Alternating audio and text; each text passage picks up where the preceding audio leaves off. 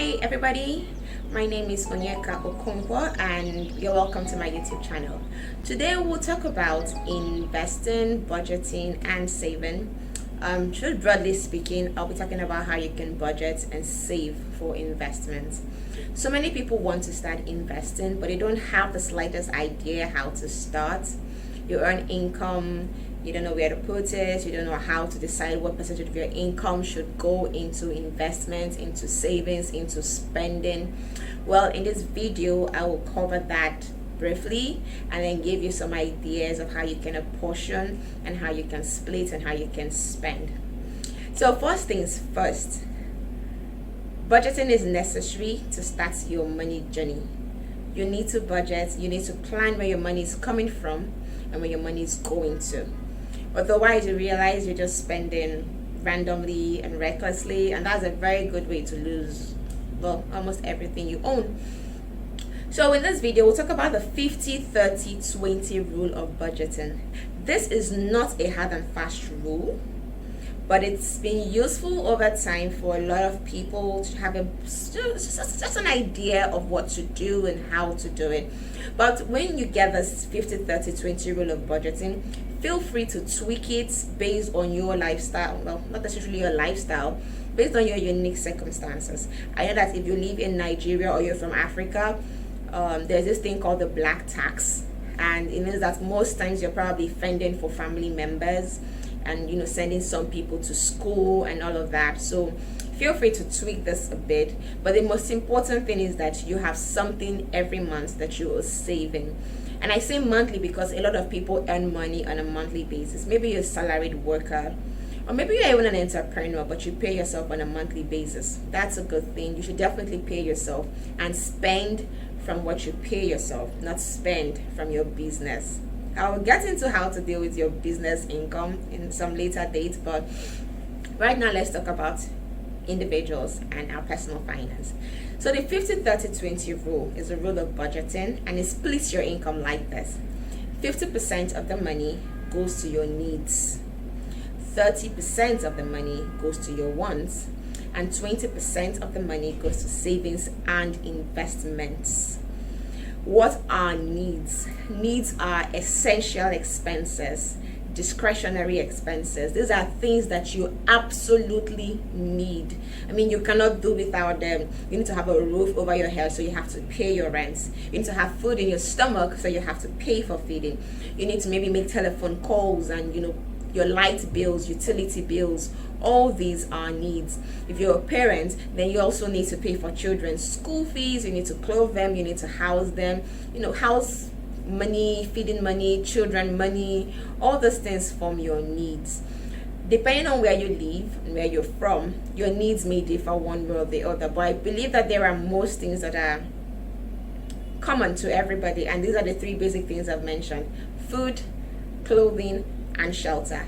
Everyone needs those. So all these constitute needs. So if you need to decide whether something is a need or not, just ask yourself, can I do without this? If you can do without this, it's most likely a want, not necessarily a need. So let's move forward. Our wants are non-discretionary or non-essential expenses, and this is where we apportion 30% of our money to. How do you define a want? The same way we define our needs, you need to ask the same question: is this absolutely necessary for my survival, for my existence? If I had to live on the bare minimum, can I do away with this expense? If the answer to that question is yes, it is not a need. It's very likely a want. And let me also add that when it comes to wants, I like to have people also include money for holidays and vacations, plans for those things into this kind of bucket. So if you have plans to vacation in December, for Valentine's Day, sometime middle of the year, rest is important, so take that seriously. Then we should plan for it in our wants account. And then 20% goes to savings and investments. to invest, we need to first of all build a savings culture. In my last video, I talked about goals and plans we have for the new year. And for some of you, your goals and your plans may be to start a savings culture.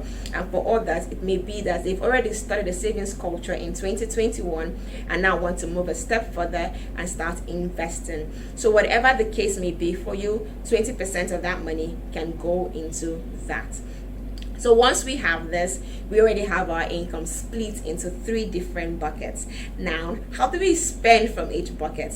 I'll go back to our needs. So many people advise that you have an Excel sheet, have a spreadsheet where you decide at the beginning of the month how you are going to spend, and you say, oh, I'm going to put 3,000 naira or $500 in feeding and this kind of amount in clothing.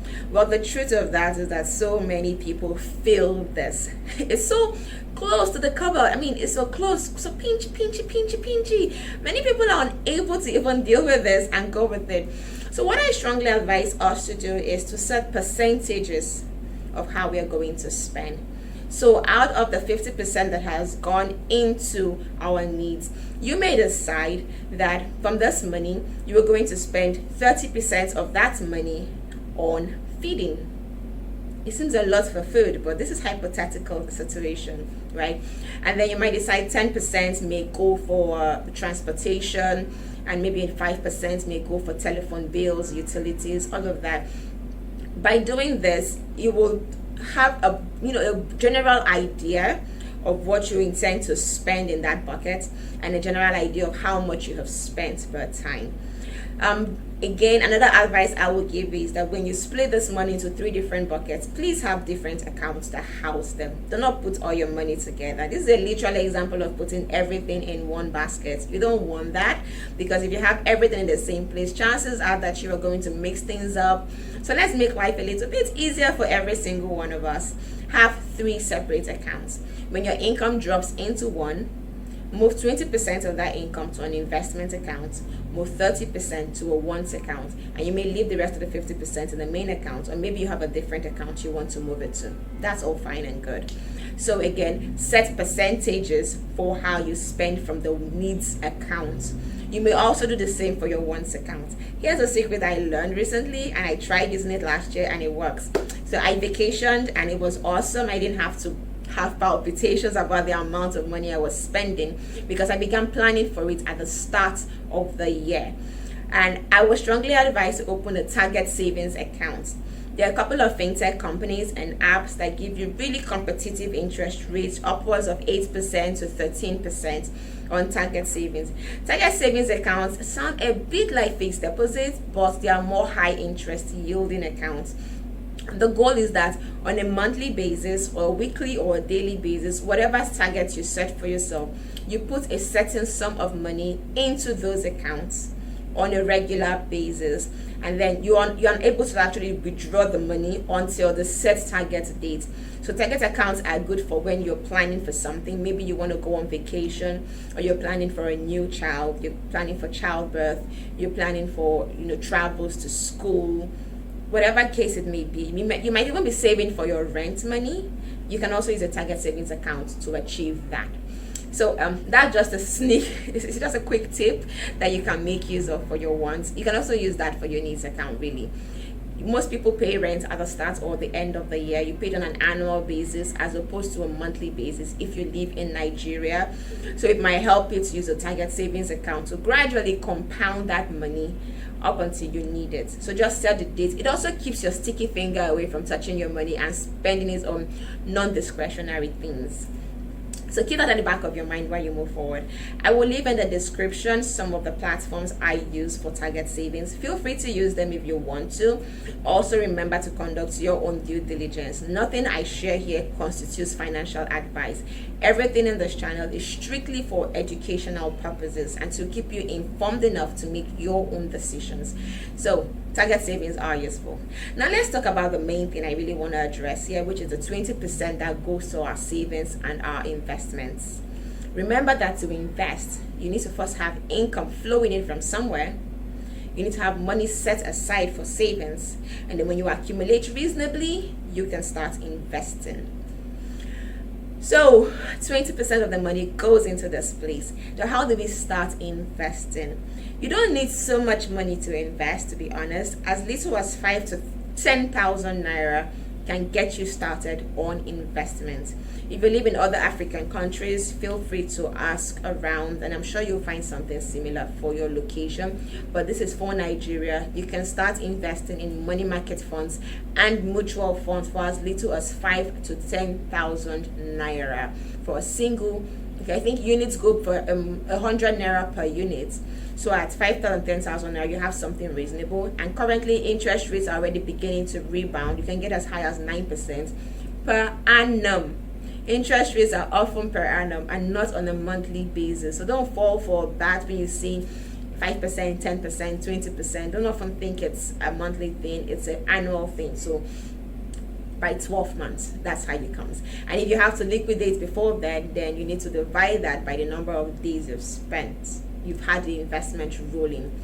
Okay, so with that 20%, if your goal this year is to start with savings, you can build up a savings culture first. People who save are people who are able to invest.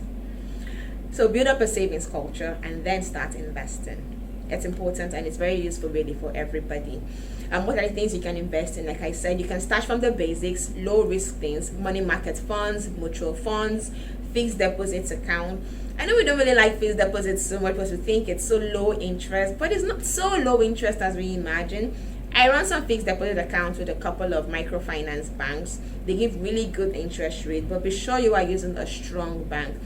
So many microfinance banks are weak. You don't want to use a weak bank. And find one that's also technological savvy, so you have access and ease. You don't have to walk into the bank every single time. You can just use your mobile app and get things done for yourself. So this will greatly help you this year. Another thing you should also keep in mind is I talked about fixed deposit, talked about money markets and mutual funds. For money markets and mutual funds, you don't necessarily have to go to the companies and the platforms to invest. You can do that also on your mobile phone. Yes, I use Quadros Capital. This is not financial advice again, remember, like I said, so I've used them for years. Interest rates have been competitive, so I've been fine with them. Don't worry too much about whether the rate is going high or coming low. Your goal is to constantly put in money into those accounts. Time works for investment. To be a good investor, you have to take cognizance of the time frame.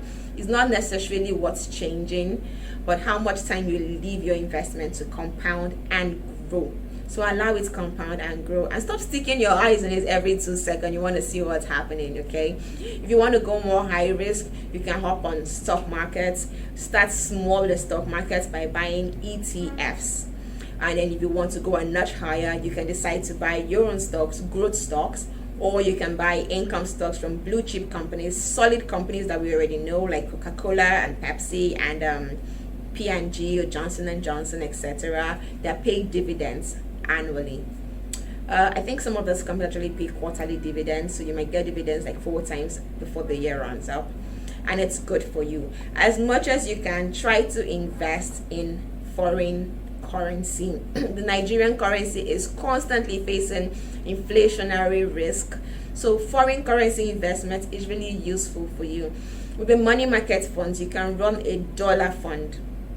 It's very much available in so many companies. You can get your money market funds or mutual funds from some banks may offer these.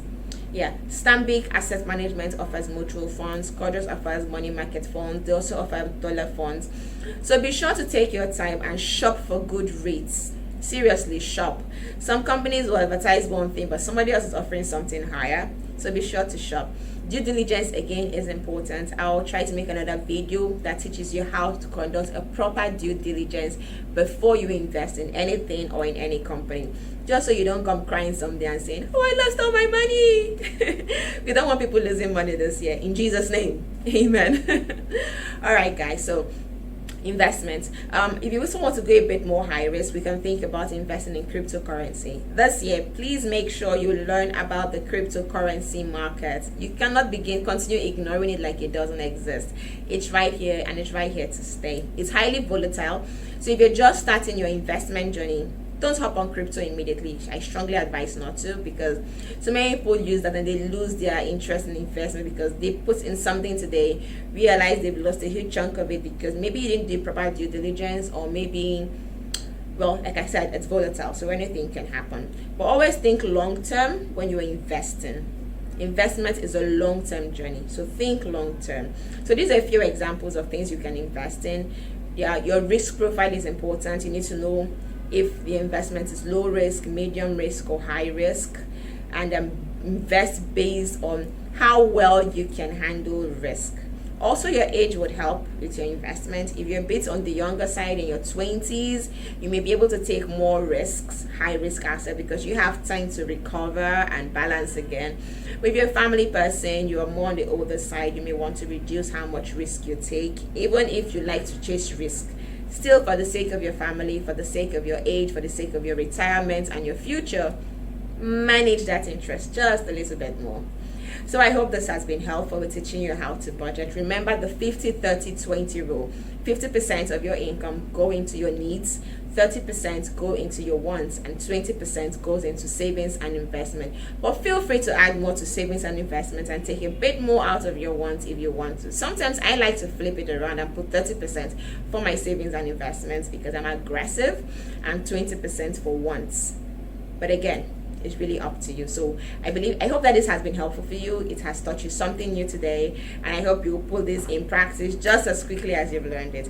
Don't forget to subscribe to my channel. You'll get more foundational education and learning about starting your personal finance and wealth building journey. I make it as simple as possible so you can follow through and take action as soon as you hear what I have to say. And also don't forget to share this video with everyone who may need it. I'll put new videos on a weekly basis. Subscribe so you get notifications when new videos come up. Thank you everyone for listening and for watching. See you guys soon. Bye.